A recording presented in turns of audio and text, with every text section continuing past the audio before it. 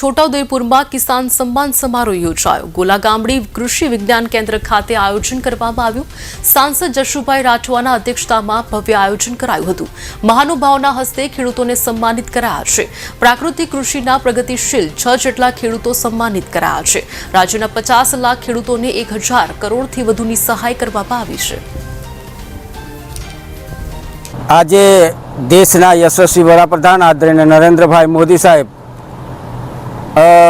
કિસાન સન્માન નિધિ યોजना હેઠળ ભાંગલપુર બિહારના ભાંગલપુર મુકામેથી 19મો હપ્તો નાખી અને ખેડૂતોનું સન્માન કર્યું છે। ત્યારે ગુજરાતના મુખ્યમંત્રી ગાંધીનગર મુકામેથી માર્ગદર્શન કર્યું છે। ત્યારે દેશના યશસ્વી વડાપ્રધાન આદરણીય નરેન્દ્રભાઈ મોદી સાહેબ અને ગુજરાતના મુખ્યમંત્રી ભૂપેન્દ્રભાઈ પટેલ સાહેબનો ખૂબ ખૂબ આભાર માનું છું અને ખેડૂતોને પણ ખૂબ ખૂબ શુભેચ્છા પાઠવું છું કે છોટાઉદેપુર જિલ્લાના ખેડૂતો પણ ખૂબ પ્રગતિ કરે અને ખૂબ વિકાસ કરે। વંદે માતરમ, ભારત માતા કી જય।